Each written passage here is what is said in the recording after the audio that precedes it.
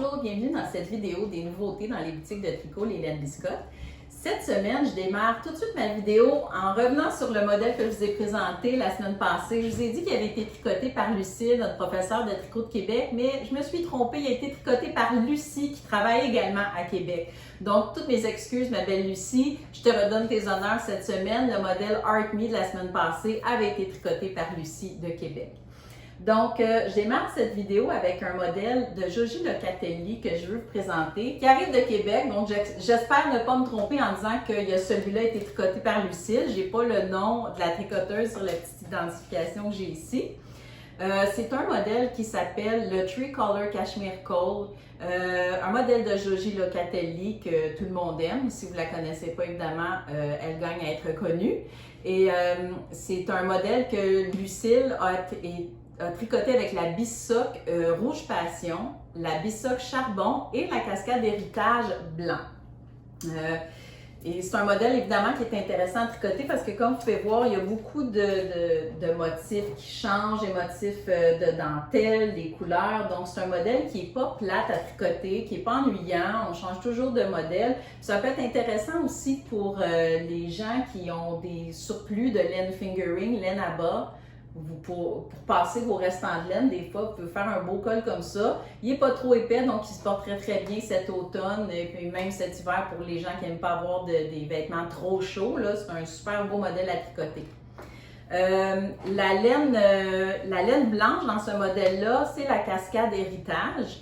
Ce que j'aime avec la cascade Héritage, moi j'aime beaucoup la suggérer comme alternative à la Bissock parce que c'est une laine exactement identique dans le métrage, donc elle a exactement le même métrage que la Bissock.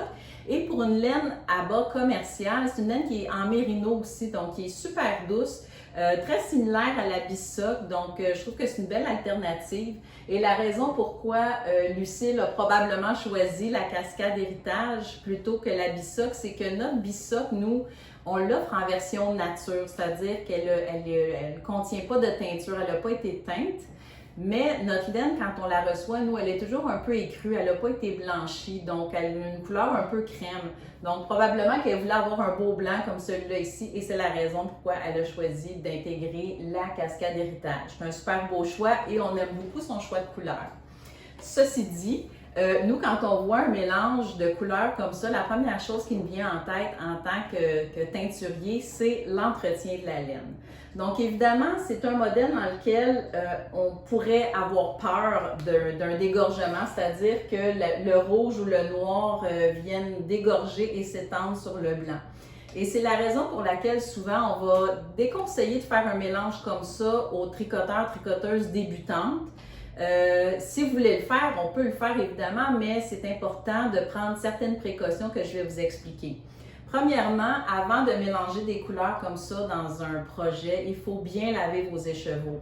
Là, vous allez me dire, oui, mais pourquoi vous ne les lavez pas dans votre atelier de teinture? On le fait et on le fait souvent même à plusieurs reprises. On le fait jusqu'à temps qu'il n'y ait plus de dégorgement.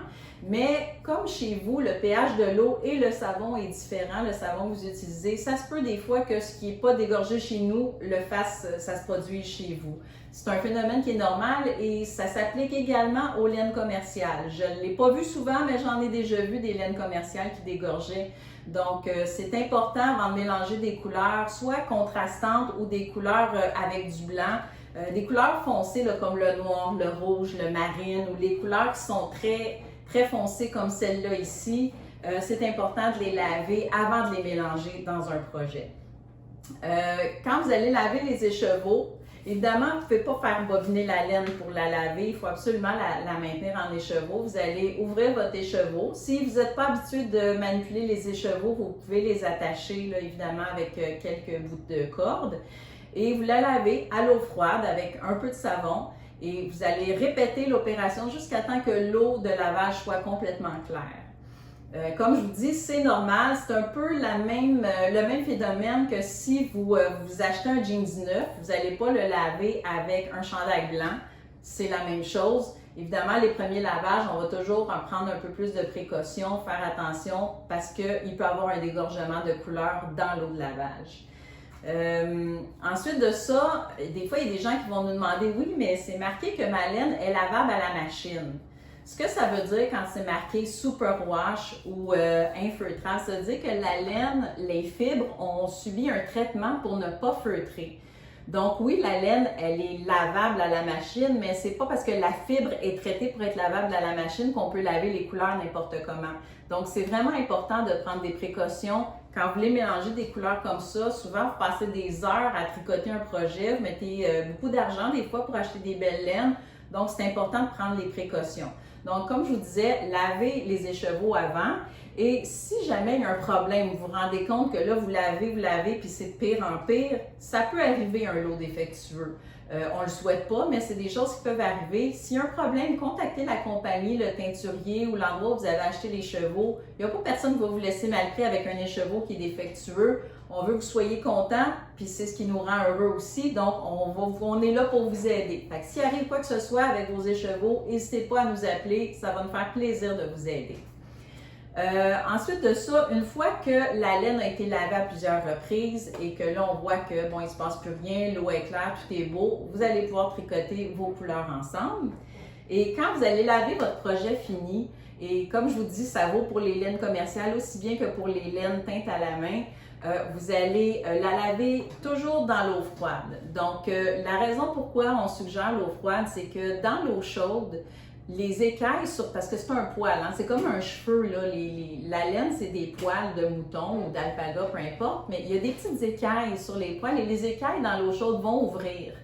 Et à ce moment-là, il peut avoir un dégorgement de couleur ou si la laine n'a pas été feutrée. Si la laine, par contre, n'a pas été traitée pour être infeutrable, ça pourrait causer un feutrage. Donc, lavez à l'eau froide. Et ensuite de ça, mettez une petite quantité de savon. Comme pour laver un col comme ça, là, une cuillère à thé, là, un petit 5 ml de savon, c'est suffisant pour laver un col comme ça.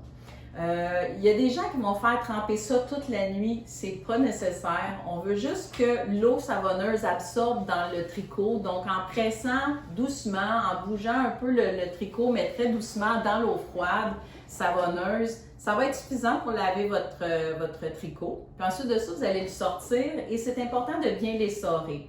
Pourquoi l'essorage est important? Encore une fois, le dégorgement de couleur, s'il n'y a pas eu de problème dans l'eau quand vous avez lavé votre projet, mais qu'il y a un petit peu de rouge, par exemple, dans cette bande-là ici, en séchant, si je n'ai pas bien essoré, l'eau peut aller se promener dans la bande à côté, puis aller dégorger dans les couleurs à côté.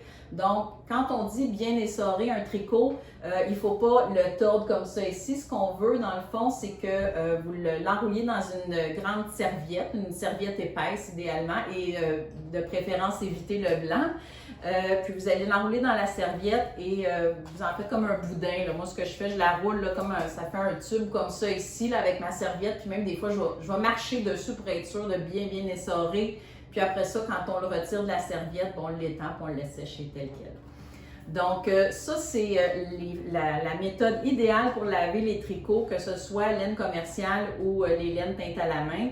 Je vous mets le lien d'une page de notre site où est-ce qu'on vous a déjà tout expliqué ça, évidemment. Vous avez même des étiquettes que vous pouvez imprimer qui expliquent de laver à la main si vous offrez un projet en cadeau, des étiquettes cadeaux. Donc, vous avez toute l'explication de ce que je viens de vous dire. Puis en plus de ça, je vais vous mettre le lien vers un article qui appuie ce que je viens de vous expliquer aussi sur le site Vive la laine que j'ai trouvé quand même intéressant. Donc, je vous le mets dans la description de cette vidéo. Pour la suite de cette vidéo, dans le fond, je vais vous saluer tout de suite parce que la suite de cette vidéo a été tournée la semaine dernière.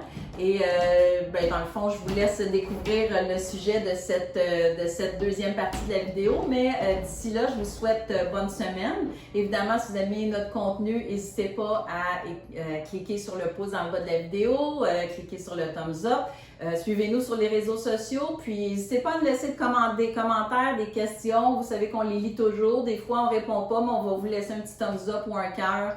Donc, on attend vos commentaires, puis je vous souhaite bon visionnement pour la fin de cette vidéo. Bonne semaine.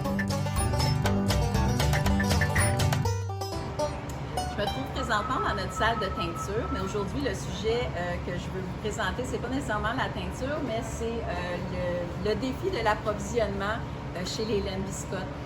Les boîtes que vous voyez autour de moi, c'est une livraison qu'on vient de recevoir il y a 2 jours. Ça représente plusieurs milliers de kilos de laine. Ça peut être aussi bien des 50 grammes de bissoc que de la Merino Worsted. Donc, ce sont toutes des laines non teintes qu'on reçoit.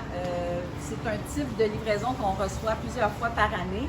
Évidemment, depuis le début de la pandémie, l'approvisionnement est devenu plus difficile, donc ça nous oblige à nous stocker en plus grande quantité. Ça a changé un petit peu nos façons de travailler, mais on est content de le faire parce que ça nous permet d'avoir un petit peu plus d'avance sur nos lancements de projets. Il y a quelques semaines, quand je présentais dans mon bureau les prochains projets à venir, comme par exemple un châle tricoté en granola ou des choses comme ça, moi, quand je fais cette cédule-là, je dois prendre en compte qu'est-ce qu'on a en stock parce que habituellement, quand on vous présente un projet, évidemment, les gens vont vouloir se procurer la laine pour le faire. Donc, les boîtes que vous voyez autour de moi contiennent la laine de nos projets pour probablement les prochains mois. Et ça représente quand même plusieurs milliers de kilos, comme je vous disais. C'est beaucoup de gestion d'inventaire, mais on est heureux de le faire parce qu'on a plusieurs beaux projets pour vous qui s'en viennent. Plusieurs nouveautés se trouvent dans les boîtes qui m'entourent en ce moment. Donc, plusieurs beaux projets sur vos aiguilles à venir. On se retrouve bientôt pour la suite de ce qui se trouve dans ces boîtes.